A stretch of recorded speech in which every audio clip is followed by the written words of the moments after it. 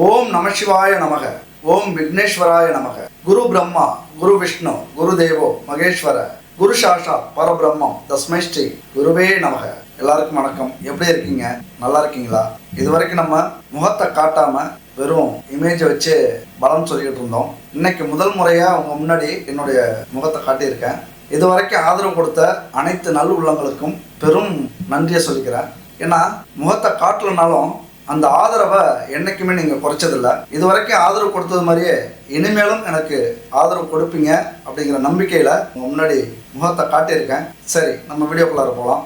கண்ணியத்துக்கும் கட்டுப்பாட்டுக்கும் பெயர் போன கன்னி ராசி நண்பர்களுக்கு எதிரிகள் யாராக இருப்பாங்க, எப்படி உருவாகுவாங்க, அவங்கள எப்படி சமாளிக்கலாம் அப்படிங்கிறத பற்றி தான் நம்ம இந்த வீடியோவில் பார்க்குறோம்.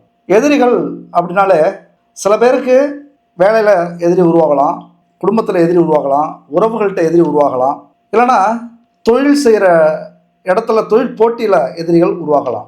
கன்னி ராசியை பொறுத்த வரைக்கும் ரொம்ப கண்ணியமானவங்க, சாதுவானவங்க, பேசும்போதே சிரிச்சுக்கிட்டே பேசுவீங்க. ஒரு வலிமையோட எதிர்க்கணும் அல்லது பழி வாங்கணும் அப்படிங்கிற எண்ணம்லாம் இருக்காது. எதிரியாக இருந்தாலும் எல்லாத்தையும் மறந்துட்டு பழகக்கூடியவர்கள். வலிமையான எதிரி தாங்க முடியாத துரோகத்தை பண்ணிட்டாங்க, ஒரு இழிவை ஏற்படுத்திட்டாங்க, அவமானப்படுத்திட்டாங்க அப்படின்னா விட்டு ஒதுங்கிடுங்களே தவிர அவங்கள்ட்ட மோதணும், பழிக்கு பழி வாங்கணும் அப்படிங்கிற எண்ணம்லாம் அவங்களுக்கு இருக்காது. அதாவது உலக தர்மத்தையும் நல்லது செஞ்சால் நல்லது கிடைக்கும், கெட்டது செஞ்சால் கெட்டது கிடைக்கும், நமக்கு யார் தீங்கு செஞ்சாலும் அவங்களுக்கு இறைவன் தண்டனை கொடுப்பான் அப்படிங்கிற நம்பிக்கை 100% இல்லை, 1000% உங்கள்கிட்ட உண்டு. அதனால் எதிரியை எதிர்க்கிறது, பழி வாங்கிறது, கெடுக்கிறது இதெல்லாம் உங்களுக்கு இருக்கவே இருக்காது. ஆனாலும் யார் எதிரி? நல்லா பேசுவீங்க, நல்லா பழகுவீங்க, உங்களை பார்க்கும்போதே சண்டை போடணும், எதுக்கணும், உங்களுக்கு கெடுதல் நினைக்கணும் அப்படின்னு அடுத்தவங்க நினைக்க மாட்டாங்க. இந்த வார்த்தையில் புரிஞ்சுக்கணும், அடுத்தவங்க நினைக்க மாட்டாங்க. அப்போ யார் நினைப்பாங்க? அப்போ எதிரிகளாகவும் துரோகிகளாகவும் உங்களுக்கு யார் வருவாங்க அப்படின்னு பார்த்தோம்னா, கன்னி ராசிக்கு எதிரிகளை சொல்லக்கூடிய இடம் எதுன்னு பார்த்தோம்னா 6வது இடம். 6வது வீட்டு அதிபதி சனி. அந்த சனி தான் 5வது வீட்டு அதிபதிக்கும் வராரு. அதாவது பூர்வ புண்ணிய ஸ்தானாதிபதி. உங்களது சந்ததி, உங்களது முன்னோர்கள் வழிவந்த உறவுகள். 5ஆம் வீட்டுக்கு உரியவரே 6ஆம் வீட்டுக்கு எதிரியாக, விரோதியாக, பகைவராக வர்றதுனால அப்போ எதிரிகள் எங்கே இருப்பாங்க? முதல்ல உங்கள்கிட்ட இருக்காங்க, உங்களுக்கு நீங்களே எதிரி. அடுத்தது தான் உங்கள் உறவுகள், உங்கள் கூட பிறந்தவங்க, உங்கள் கூடவே இருக்கிறவங்க, நண்பர்கள், இப்படி அடுத்தது தான் வருவாங்க. அப்போ எப்படி வரும்? அடுத்தவங்களே வந்தாலும் எல்லாரையும் நம்பிடுவீங்க.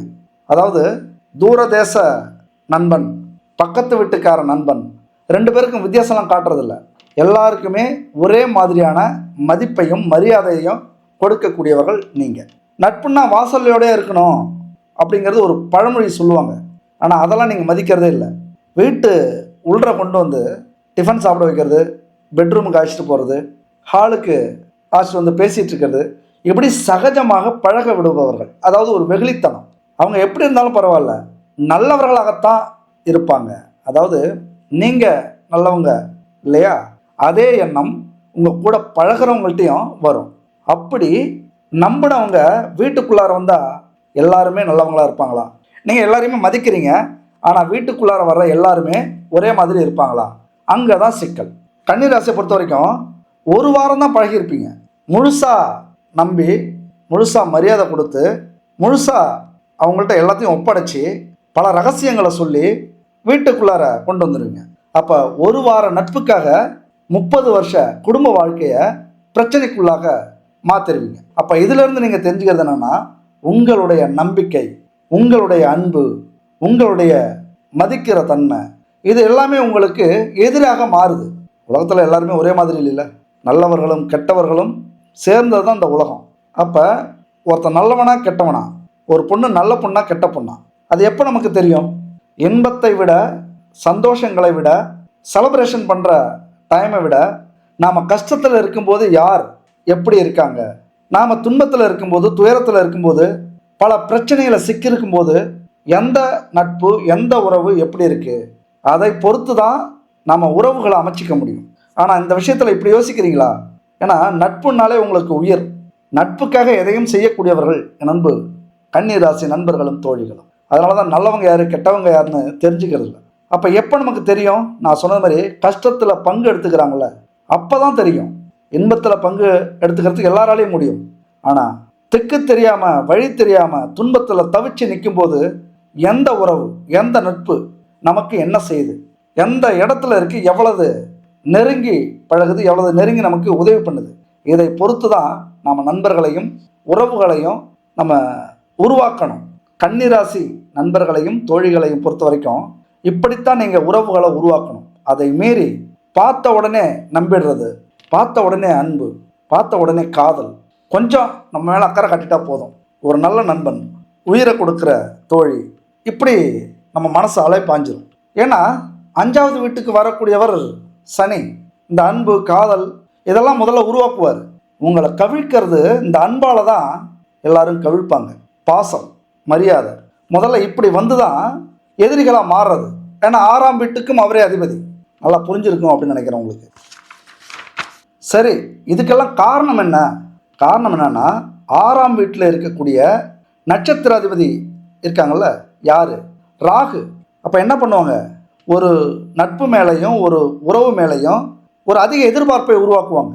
உங்கள் மகிழ்ச்சிக்கு உங்கள் சந்தோஷத்துக்கு அவங்க தான் எல்லாமே. நீங்கள் சந்தோஷமாக இருக்கீங்க அப்படின்னா அவங்க தான் காரணம். உங்கள் எதிர்பார்ப்பை பூர்த்தி செய்வாங்க, உங்களை தூக்கி விடுவாங்க, ஏற்றி விடுவாங்க, வளர்த்து விடுவாங்க. அதாவது அந்தந்த சூழ்நிலைக்கு எந்த சூழ்நிலையில் இருக்கீங்களோ அந்தந்த சூழ்நிலைக்கு. ஒரு வேலை தேடிட்டு இருக்கீங்க, ஒரு நட்பு கிடைக்கிது, எப்படியாவது இவங்களால வேலை கிடைச்சிரும். ஒரு வேலையில் சேர்ந்துட்டீங்க, அங்கே கொஞ்சம் திணறீங்க, அப்போ ஒரு நட்பு வரும், கொஞ்சம் அக்கறை படுறது மாதிரி நட்பு வரும். இன்னும் பெண்களாக இருந்தால் சொல்லவே தேவையில்லை, ஈஸியாக உங்களுக்கு நண்பர்களும் நட்புகளும் உறவுகளும் கிடைக்கும். அப்போ ஒரு எதிர்பார்ப்பு. சரி, கடைசி வரைக்கும் இவங்க எல்லாத்தையும் சொல்லி கொடுத்து நம்மளை வளர்த்து விடுவாங்க.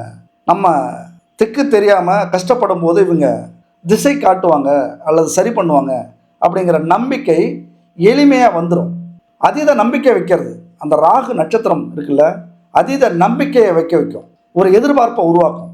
ஏன்னா ராகுவுக்கு இப்படி தான் ஏதாவது ஒரு குழப்பத்தை உருவாக்கி எதையாவது நம்ப வச்சு அதிக எதிர்பார்ப்பை ஏற்படுத்தி திடீர்னு ஒரு நாள் நம்மளை விட்டு விலகும்போது, நம்மளை ஒதுக்கும்போது, அவமானப்படுத்தும் போது, அசிங்கப்படுத்தும் போது தான் நம்ம புரிஞ்சுப்போம். அப்போ அந்த ராகு பயங்கரமாக உங்களை டெவலப் பண்ணும். அதாவது எதிர்பார்ப்பை அடுத்த உறவுகள் மேலே உருவாக்கும்.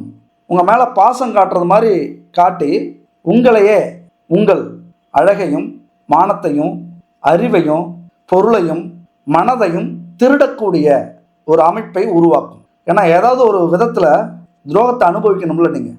அப்போ இதுக்கு மேலே அந்த வீடியோவை பார்த்தீங்க அப்படின்னா கண்டிப்பாக கொஞ்சம் உஷாராயிடுவீங்க. ஏதோ விவகாரம் இருக்குது, யார் பேச வந்தாலும் இதில் ஏதோ உள்ள அர்த்தம் இருக்குது, என்னமோ நடக்க போகுது, நம்ம உஷாராக இருப்போம். எப்பொழுதுமே உங்களை விட்டு கொடுக்காதீங்க யாருக்கிட்டையும். சரி, பொறுத்துருங்க. எல்லாத்துக்கும் பொறுமை ரொம்ப முக்கியம். எதுக்குமே அவசரப்படக்கூடாது. டக்குன்னு அவசரப்பட்டு அன்பை கொடுத்து, அழகை கொடுத்து, உடலை கொடுத்து, மனதை கொடுத்து அவசரப்பட்டுறாதீங்க.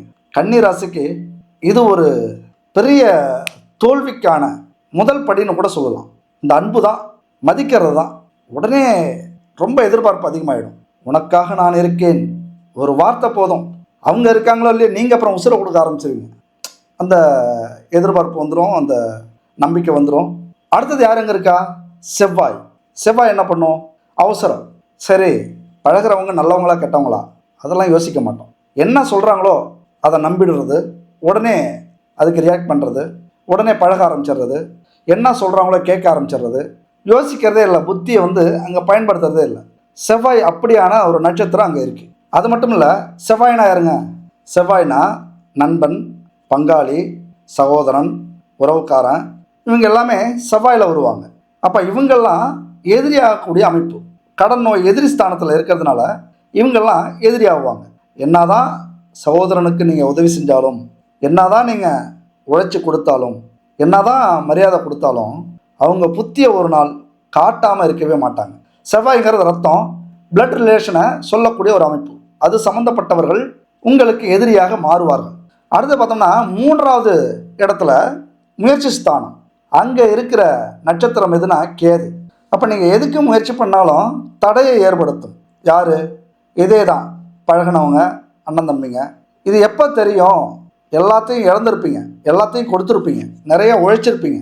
அப்போ உங்களுக்குன்னு ஒரு துன்பம் வரும்போது, உங்களுக்குன்னு ஒரு தேவைகள் வரும்போது, நீங்கள் வளரணும்னு நினைக்கும் போது இங்கே தடையை போடுவாங்க. அங்கே தடையாக வந்து நிற்கும் போது தான் உங்களுக்கு தெரியும் இவங்க யார், எப்படி. அப்போ தான் நீங்கள் வீழ்ச்சிப்பீங்க. எல்லாத்தையும் இழந்ததுக்கப்புறம் மூழ்கிக்கிட்டு ஏதாவது பிரயோஜனம் உண்டா? இப்படி தான் கன்னி ராசினாலே இப்படி தான்.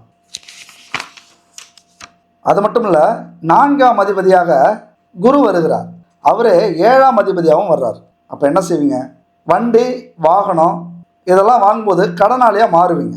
குடும்பத்துக்காக அல்லது நட்புக்காக, சகோதர சகோதரிகளுக்காக இதெல்லாம் எடுத்து கொடுப்பீங்க, வாங்கி கொடுப்பீங்க. ஏன் வீடு கட்டி கூட கொடுப்பீங்க.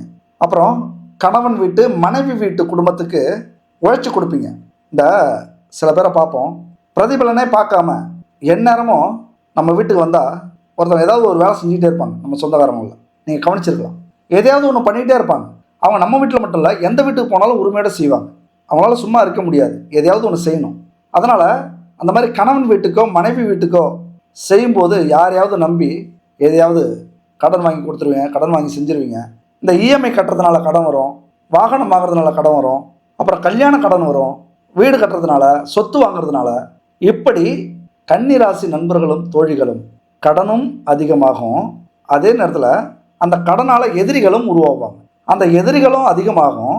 அதனால் அவங்கள சமாளிக்க முடியாமல் நோய்கள் உருவாகும். ஏன்னா உடம்புல ஒரு எனர்ஜி இல்லை, ஒரு தைரியம் இல்லை அப்படின்னா தானாகவே நோய்கள் வந்து அண்டும். ரொம்ப சோர்ந்து போயிடுவீங்க. ஏன்னா அண்ணனே துரோகம் பண்ணிட்டா, ஒரு கணவனே ஒரு மனைவியே துரோகம் பண்ணிட்டா, அப்படியே உடஞ்சி போயிடுவீங்க. அதுக்கப்புறம் என்ன முயற்சி பண்ணாலும் அவங்க மேலே ஒரு அன்பு வராது, ஒரு நட்பு வராது, ஒரு பாசம் வராது. அவங்கள மன்னிக்கவே மாட்டீங்க. அப்போ சுத்தமாக எல்லாமே போச்சுன்னு நினைக்கக்கூடியவர்கள் ரொம்ப சோர்ந்து போயிடுவீங்க. குறிப்பாக கடன் வாங்கி வாகனம் வாங்கினாலும் பிரச்சனை, வாங்கி கொடுத்தாலும் பிரச்சனை. அந்த வாகனத்தை வீட்டில் நிறுத்தியிருந்தாலும் இஎம்ஐ பிரச்சனை வரும். வாசலில் நிறுத்தினா அடுத்த வீட்டுக்காரன் சண்டை போடுவான், ஏங்க நிறுத்தின அப்படின்ட்டு. குடும்பத்தில் பிரச்சனை வரும், இந்த வாகனம் தேவையா, இந்த வண்டி தேவையா அப்படின்னு. இப்படி அந்த சின்ன சின்ன பிரச்சனைகளே பெரிய பிரச்சனையாக உருவாக்கி போலீஸ் ஸ்டேஷன், கோர்ட்டு, வம்பு, வழக்கு, குடும்பத்தில் பிரிவு, இப்படியெல்லாம் சந்தித்தவங்க நிறைய பேர் உண்டு நம்ம பார்க்கும்போது. அது மட்டும் இல்லை, கன்னி ராசியை பொறுத்த வரைக்கும் கடன் வாங்கினாலும் பிரச்சனை, கடன் கொடுத்தாலும் பிரச்சனை. கடன் வாங்கினவன் நச்சரிச்சுக்கிட்டே இருப்பான், அடிப்படி சண்டைக்கு வருவான், அவமானப்படுத்துவான். சரி, கடன் வாங்கினாதான் அப்படி இருக்குது, கொடுத்தா எப்படி இருக்கும் அப்படின்னா அவன் ஆள் வச்சு மிரட்டுவான், கவர்மெண்ட்கிட்ட போவான், இந்த மாதிரி கடன் கேட்டு பிரச்சனை பண்ணுறாங்க, கந்து வட்டி அப்படின்ட்டு. அப்போ கன்னி ராசியை பொறுத்த வரைக்கும் வட்டிக்கு விடுறதோ வட்டிக்கு வாங்கிறதோ கூடாது. அப்படியே வாங்காமல் இருக்க முடியுமா அப்படின்னு கேட்டாலும் உங்களுடைய கனவுகளையும் உங்களுடைய எதிர்பார்ப்பையும் கொஞ்சம் குறைச்சிக்கிட்டு சொந்த உழைப்பில் சம்பாரித்து கடன் வாங்காமல் எதையுமே செய்யறது நல்லது.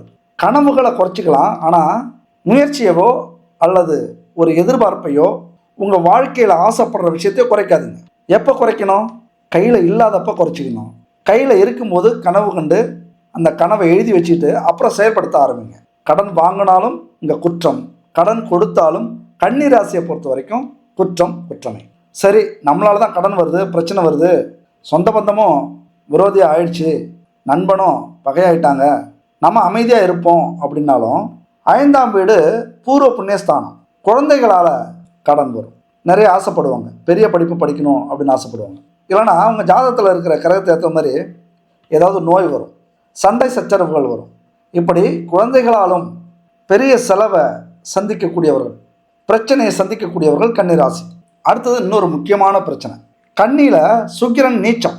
அவர் 2ஆம் வீட்டுக்கும் பாக்கியஸ்தானத்துக்கும் அதிபதி. அப்போ நீச்சம் ஆகிறதுனால எவ்வளவு உயிரை கொடுத்து சம்பாதிச்சாலும், போராடி சம்பாதிச்சாலும், உங்களை இழந்து சம்பாதிச்சாலும் ஒரு கனவுகளோடு சம்பாதிப்பீங்க. அதை செய்யலாம், இதை செய்யலாம், வீடு வாங்கலாம், நிலம் வாங்கலாம், சொத்து வாங்கலாம், வாகனம் வாங்கலாம், நம்ம நல்லா வாழலாம் அப்படின்னு நினச்சிக்கிட்டே சம்பாதிப்பீங்க. ஆனால் நீச்சம், சுக்கிரன் நீச்சம், சொகுசுக்கும் உல்லாசத்துக்கும் சந்தோஷத்துக்கும் நிம்மதியாக தூங்குவோம்ல அதுக்கும் ஆடம்பர வாழ்க்கைக்கும் அதிபதி சுக்கிரன். பெரிய மகிழ்ச்சியை வாழ்க்கையில் கொடுக்கக்கூடியவர். அவரே உங்கள் ஸ்தானத்தில் நீச்சம். அதனால் அவர் 2ஆம் வீட்டுக்கு அதிபதியாக வர்றார். என்ன புரிஞ்சுக்கணும்? எவ்வளவு கஷ்டப்பட்டாலும், உங்கள் குடும்பத்துக்காக எவ்வளவு கஷ்டப்பட்டாலும் குடும்பத்துக்காக செய்வீங்க. உறவுகளுக்காக செய்வீங்க, கூட பிறந்தவங்களுக்காக செய்வீங்க, குழந்தைகளுக்காக செய்வீங்க. ஆனால் நீங்கள் ஒரு நாளும் அந்த பணத்தை வச்சு ஒரு வாகனம் உங்களுக்கு வாங்கினீங்க, உங்களுக்குன்னு சொகுசு வீடு கட்டினீங்க, உங்களுக்குன்னு ஒரு இடத்துக்கு சந்தோஷமாக போனீங்க, ஒரு நல்ல ஹோட்டலில் போய் நிம்மதியாக சாப்பிட்டீங்க. இன்றைக்கி 10,000 சம்பளம் வந்திருக்கு, வருமானம் வந்திருக்கு, நம்ம நிம்மதியாக அந்த ஹோட்டலில் சாப்பிட்டு பார்க்கலாம் அப்படின்னா கண்டிப்பாக கிடையாது. உங்களால் அப்படிலாம் நிம்மதியாக சாப்பிடவே முடியாது. அதே போல் பாக்கியஸ்தானத்துலேயும் அவரே அதிபதியாக வராரு. என்னதான் அப்பா வீட்டில் என்னதான் பணம் இருந்தாலும், அப்பாருக்கிட்ட என்னதான் பணம் செல்வம் இருந்தாலும் அது உங்களுக்கு உதவாது. உங்கள் சந்தோஷத்துக்கும் மகிழ்ச்சிக்கும் அது உதவாது. கன்னிராசியை பொறுத்த வரைக்கும் எவ்வளவு நல்லவங்களாக இருந்தாலும் உங்களுக்கு எதிரிகள் இருப்பாங்க. ஏன்னா உங்களுடைய வளர்ச்சிக்கும் பொறாமைக்கும் கண்டிப்பாக யாரோ ஒருத்தவங்க கோபத்தோடு எதிர்க்கலாம், வயிற்றுச்சலை எதிர்க்கலாம், இல்லைன்னா கண் திஷ்டியாவது படும்.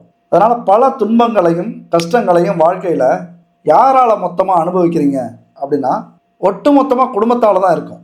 ஏன்னா சில ராசிக்கு குறிப்பாக பார்த்தோம்னா இந்த சந்திரன் கடகராசிக்கு, சிம்ம ராசிக்கு, கன்னி ராசிக்கு இவங்களுக்கெல்லாம் உறவுகள் தான் பெரிய பகையாக வருவாங்க. கூட இருக்கிறவங்க, கூட வேலை செய்கிறவங்க, நண்பர்கள், அண்ணன் தம்பிங்க, மாமா மச்சான். அதுபோல தான் கன்னி ராசிக்கும் கூட இருக்கிறவங்க தான், கூட பிறந்தவங்க தான் உங்களுக்கு எதிரி. அவங்களாலே பல அவமானத்தை போடுவீங்க. அவங்களுக்கு நிறையா செலவு பண்ணி நீங்கள் இருக்கீங்கிற தைரியத்தில் அவங்க நிறையா செலவு பண்ணுவாங்க, நிறைய சிக்கலை போய் சிக்கிப்பாங்க, பலிகடாவாக உங்களை மாட்டி விட்டுருவாங்க. அப்போ கன்னி ராசியை பொறுத்த வரைக்கும் உறவுகளை எந்த காலத்துலேயும் நம்பக்கூடாது. ஆனால் இது எப்போ உங்களுக்கு இந்த மாதிரி தோணும் அப்படின்னா எல்லாமே இழந்ததுக்கப்புறம், பட்டதுக்கப்புறம் தான் உங்களுக்கு தோணும். ஏன் அப்படின்னா நல்லா பேசுவாங்க அண்ணன் தம்பிங்க, ஒரு நல்ல நண்பன் இருப்பான், வேலை செய்கிற இடத்துல அழகாக பேசுவாங்க. திடீர்னு உன்னை என்னால் நம்ப முடியாது, நீ எனக்கு எப்படி இருந்தாலும் எதிரியாக வரப்போகிற, துரோகியாக வரப்போகிற, உன்னால் எனக்கு பிரச்சனை வரப்போகுது அப்படின்னு அந்த இடத்துல நம்ம சொல்ல முடியாது. துரோகிகளும் எதிரிகளும் எங்கேருந்து வருவாங்க தெரியுமா? நம்ம கிட்ட இருந்து தான் வருவாங்க. அதுவும் கன்னி ராசிக்கு சொல்லவே தேவையில்ல, சுற்றி இருக்கிறவங்க தான் பிரச்சனை. அப்போ எதிரிகளை வெல்ல ஒரே ஆயுதம், யாரையும் நம்பக்கூடாது. யாரையும் நம்பி உங்கள் மனசையும் அன்பையும் உடலையும் இழக்காதீங்க. அது ஆண்களாக இருந்தாலும் பெண்களாக இருந்தாலும் சரி, முழுசாக யாரையும் நம்பி இழக்காதீங்க. ஒதுக்கி வச்சுட்டு எதையுமே சுயமாக சிந்திச்சு சுயமாக சம்பாதிக்கிறது உங்களுக்கு நல்லது. குறிப்பாக ஆஞ்சநேயரை என் அன்பு கன்னிராசி நண்பர்கள் போய் வணங்குறது ரொம்ப ரொம்ப நல்லதாக இருக்கும். அந்த தைரியத்தை கொடுக்கும். யாராக இருந்தாலும் எதுக்கிறதுக்கு, ஒதுக்கி வைக்கிறதுக்கு, அல்லது தப்புன்னா தப்பு, சரின்னா சரி அப்படின்னு சொல்லி அவங்கள ஒதுக்கி வைக்கிறதுக்கு ஆஞ்சநேயர் வழிபாடு மிகச்சிறந்தது. ஏன்னா ஆஞ்சநேயரை வணங்கினாலே நமக்குள்ளார இருக்கிற தைரியம் அதிகப்படும். எப்பொழுதுமே உங்களுக்கு தெரியும். இது இன்னொரு விஷயங்க, கன்னிராசியை பொறுத்த வரைக்கும் இவங்க நம்மள்கிட்ட தப்பாக பழகுறாங்க, இவங்க துரோகம் பண்ண போகிறாங்க, இவங்க நடந்துக்கிறதே சரியில்லை, சுயநலத்துக்காக இவங்க பேசுகிறாங்க, நடந்துக்கிறாங்க அப்படின்னு உங்களுக்கு தெளிவாக தெரியும். உங்களை ஏமாத்துறது கூட தெரியும், ஆனாலும் ஏமாறுவீங்க. ஏன்? அவங்க கஷ்டப்படக்கூடாது, அவங்க மன வருத்தப்படக்கூடாது, அவங்க நம்மளை தப்பாக நினைக்கக்கூடாது. அப்போ இதுதான் கன்னிராசி நண்பர்களுக்கும் தோழிகளுக்கும் மிகப்பெரிய மைனஸ். அதையெல்லாம் சரி பண்ணுங்க. இந்த காலகட்டத்தில் உங்களுக்கு உதவியா இருக்க போறது, துணையா இருக்க போறது, உங்க வாழ்க்கையே ப்ரொடெக்ட் பண்றது, பாதுகாக்கிறது எதுன்னா கடவுள், இந்த ஆன்மீகம். இந்த 3 விஷயங்கள் முடிஞ்சா செய்யுங்க. இந்த காலகட்டத்தில் என்ன செய்யணும்? தினமும் ஒரு 5 நிமிஷம் உங்களுடைய பூஜை அறைக்கு போங்க. காலையில குளிச்சுட்டு ஒரு அலுவலகத்துக்கு போனாலும் சரி, தொழிலுக்கு போனாலும் சரி, வீட்டிலே இருந்தாலும் ஒரு 5 நிமிஷம் பூஜை அறையில போய் ஒரு தீபத்தை ஏற்றி விநாயகர், குலதெய்வம், முருகன், ஈஸ்வரன் அல்லது உங்க இஷ்ட தெய்வம் இதெல்லாம் வணங்கிட்டு இந்த நாள் இனிய நாளா இருக்கட்டும், இது வரைக்கும் என்ன நல்லதோ கெட்டதோ, இன்பமோ துன்பமோ இந்த இடத்து வரைக்கும் கொண்டு வந்தது உங்களுக்கும் இந்த பிரபஞ்சத்துக்கும் ரொம்ப நன்றி, நான் நினைச்சதெல்லாம் நடக்கணும் அப்படி மட்டும் வேண்டிட்டு வந்துருங்க. டெய்லியும் முடிஞ்சா ஒரு 5 நிமிஷம் பூஜை அறையில். வாரத்துக்கு ஒரு முறை பக்கத்துல இருக்கிற கோவில், அம்மன் கோவிலோ, முருகன் கோவிலோ அல்லது சிவன் கோவிலோ, மாசத்துக்கு ஒரு முறை குலதெய்வ கோவிலுக்கு போயிட்டு வாங்க. முடியலையா 3 மாசத்துக்கு ஒரு முறை போய் பொங்கல் வச்சு படைச்சிட்டு வாங்க. அப்பவும் முடியலையா, வெளியூர்ல இருக்கீங்க, வெளிநாட்டுல இருக்கீங்க அப்படின்னா வருஷத்துக்கு ஒரு முறை பொங்க வச்சு ஏதாவது ஒரு காவுக்கு வணங்கிட்டு வாங்க. என் அன்பு நண்பர்களே, தோழிகளே, இந்த குலதெய்வ வழிபாடு அப்படிங்கிறது நம்ம வாழ்க்கையில மிக மிக முக்கியமானது. நம்முடைய இன்பத்துக்கும் துன்பத்துக்கும் சந்தோஷத்துக்கும் துக்கத்துக்கும் மிக முக்கிய காரணம் குலதெய்வம் தான். இதை செய்யுங்க. அடுத்தது வாரத்துக்கு ஒரு முறை, மாசத்துக்கு ஒரு முறை பெரிய கோவில் இருக்கும். தமிழ்நாட்டிலேயே ஏகப்பட்ட ஸ்தலங்கள் இருக்கு. 6 படை வீடுகள், திருவண்ணாமலை, கும்பகோணத்தில் ஏகப்பட்ட நவக்கிரக கோவில்கள் இருக்கு, ராமேஸ்வரம், மதுரை மீனாட்சி, இப்படி பெரிய பெரிய கோவில்கள், அம்மன் கோவிலா இருக்கலாம், சிவன் கோவிலா இருக்கலாம், விஷ்ணு கோவிலா இருக்கலாம், நவக்கிரகங்களுக்கு கோவிலா இருக்கலாம், இப்படி வருஷத்துக்கு ஒரு முறை ஏதாவது உங்கள் ராசிப்படி இருக்கிற தெய்வங்களை போய் பார்த்துட்டு வாங்க. ஏன்னா நீங்க வருவீங்கன்னு எதிர்பார்க்கிற தெய்வங்கள் அதெல்லாம். தினமும் ஒரு 10 ரூபா எடுத்து வைங்க, தினமும் ஒரு 50 ரூபா எடுத்து வைங்க. கடவுளை பார்க்கறதுக்காகவே வருஷத்துக்கு ஒரு முறையாவது இது மாதிரி கோவிலுக்கெல்லாம் போயிட்டு வரீங்க அப்படின்னா உங்க வாழ்க்கையில நீங்க என்ன நினைக்கிறீங்களோ, என்ன சாதிக்கணும்னு நினைக்கிறீங்களோ, எப்படி வாழணும்னு நினைக்கிறீங்களோ, உங்க குடும்பத்துல எப்படி மகிழ்ச்சியை கொண்டு வரணும்னு நினைக்கிறீங்களோ அது எல்லாமே அந்த தெய்வங்கள் பார்த்துக்கொள்ளும். இந்த 3 முக்கியமான விஷயங்கள். சரி, உழைக்கவே தேவையில்லையா, இதை மட்டுமே பார்க்கலாமா? அப்படி சொல்ல வரல. உழைப்பும் ஆன்மீகமும் 2 கண்கள் மாதிரி. உங்களுக்கு ஒரு கண்ணு இருந்தா போதும்னா ஓகே. அப்போ ஒரு கண்ணு இருந்தா அதுக்கு பேர் என்ன? குருடு. அப்போ ஆன்மீகமும் உழைப்பும் 2 கண்கள் மாதிரி. எந்த அளவுக்கு உழைக்கிறீங்களோ அந்த அளவுக்கு உயரலாம். எந்த அளவுக்கு ஆன்மீக வழியில நடக்கிறீங்களோ அந்த அளவுக்கு உங்களுடைய சந்ததி நிம்மதியா இருக்கும். அதிகபட்சம் உங்களுடைய சந்ததிகளுக்கு விட்டு கொடுத்துட்டு போற ஒரே விஷயம் இந்த புண்ணியங்களா தான் இருக்கும். பணம் காசு அப்படிங்கிறத விட இந்த தெய்வங்களுடைய அருள் பரிபூர்ணமா கிடைக்கும். அடுத்தது பார்த்தீங்கன்னா, இது ஒரு சின்ன விளம்பரம். எத்தனையோ பொருட்களை வாங்கி பயன்படுத்திருப்பீங்க. பூஜை பொருட்களோ, உணவுப் பொருட்களோ, ஹெல்த் சம்பந்தப்பட்ட பொருட்களோ இப்படி வாங்கி பயன்படுத்திருக்கலாம். அது இன்னைக்கு நிறைய பணத்துக்காகவும் விளம்பரத்துக்காகவும் நிறைய கலப்படம், கெமிக்கல் கலந்த பொருட்கள் வந்துட்டு இருக்கு. யாருமே உடலை பத்தி கவனிக்கிறது இல்லை. பாரம்பரியத்தையும் நம்ம மறந்துட்டோம். அப்ப அதெல்லாம் சரி பண்ற அளவுக்கு இவங்க குட் பேபி பாரம்பரியமான கலப்படம் இல்லாத தானியங்களையும் மூலிகைகளையும் வச்சு நிறைய பொருட்கள் தயாரிச்சிருக்காங்க. எல்லா கேட்டகரியிலையும் இருக்கு. பூஜை, உணவு, ஹெல்த், வெயிட்டை குறைக்கணுமா, வெயிட்டு ஏற்றணுமா, அடுத்தது செக்கில் ஆட்டின எண்ணெய்கள், பசுமாட்டு நெய், ஏபிசி மால்ட், தானியங்கள், மில்லட்ஸ் எல்லாம் வச்சு நிறைய தயாரிச்சிருக்காங்க. குறிப்பா பூஜை பொருட்கள் பத்தி சொல்லணும். நாமெல்லாம் கடமைக்கு ஒரு நெய்யை வாங்கிட்டு வந்து கடையில விளக்கேற்றுறோம், சூடம், சாம்பிராணி இதெல்லாம் வாங்கிட்டு வந்து செய்யறோம். ஆனா உண்மையா அதில் ஃபோக்கஸ் பண்ணி தான் வாங்கி நம்ம பூஜை பண்றோமா அப்படின்னா மிகப்பெரிய கேள்விக்குறி. எந்த அளவுக்கு நம்ம அலட்சியமா பூஜைகளை செய்யறோமோ இறைவனும் நம்மளுடைய பூஜைக்கு பலனை கொடுக்கறது கொஞ்சம் அலட்சியமா இருப்பார். அதனால தரமான கலப்படம் இல்லாத சுத்தமான பூஜை பொருட்களை பயன்படுத்துங்க. 100% உங்களுக்கு பலன் கிடைக்கும். அப்படி அருகில் இருக்கிற கடை அது யாராவது தெரிஞ்சவங்க செய்யறாங்க அப்படின்னா வாங்கிக்கோங்க. இல்ல உங்களுக்கு யாருமே தெரியல அப்படின்னா இந்த குட் பேபி நம்பருக்கு கனெக்ட் பண்ணுங்க. 9043688626 இந்த நம்பரை கனெக்ட் பண்ணி எல்லா விதமான பொருட்களும் இருக்கு. பஞ்சகாவிய விளக்கு, பஞ்சகாவிய சாம்பிராணி, அகர்பத்தி, போல பஞ்சதீப எண்ணெய்கள், இப்படி பல பூஜை பொருட்களும் தரமானதா இருக்கு. வாங்கிக்கோங்க. ஓகே நண்பர்களே, ஒரே ஒரு விஷயம் கடைசியா சொல்லி முடிச்சுக்கிறேன். வாழ்க்கையில ஜெயிக்கணும் அப்படின்னா தேடல்கள் இருக்கணும். எந்த வயசாக இருந்தாலும் பரவாயில்ல.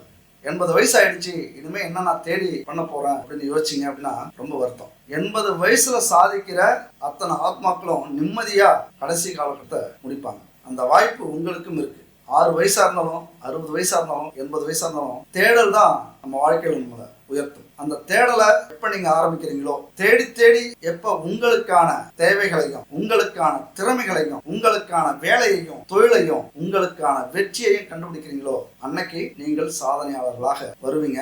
எல்லா புகழும் உங்களுக்கு. அடுத்த ஒரு அற்புதமான வீடியோல சந்திப்போம். நன்றி, வணக்கம்.